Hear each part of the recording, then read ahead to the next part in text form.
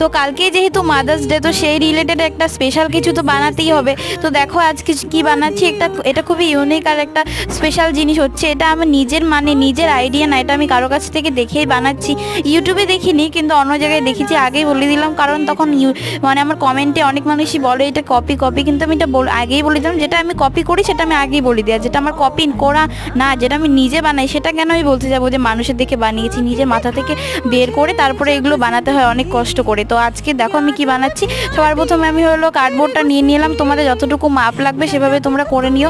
আমি বেশি বড় করে নি, মাঝারি টাইপের করেছি। তারপরে আমার কাছে ওয়ালপেপার ছিল, যে আমি আগে যে ভিডিও করতাম সেখানে টেবিলে ওয়ালপেপার লাগানো ছিল, সেটার ওয়ালপেপার ছিল, সেটা সুন্দর করে লাগিয়ে নিলাম। তারপরে এই প্লাস্টিকগুলো লাগবে। এটা আমি এখানে শাড়ির যে র্যাপার প্লাস্টিকগুলো থাকে সেটা নিয়েছি, একটু ভাজ হয়ে গেছে প্লাস্টিকটা। তারপরে মাঝখানে ফুল লাগিয়ে নিলাম। আর মা লিখেছি, যেহেতু আমি ইংলিশে লেখিনি, মম লিখতে চেয়েছিলাম, পরে ভাবলাম যে মাই লিখি। তো কেমন লাগলো জানাবো।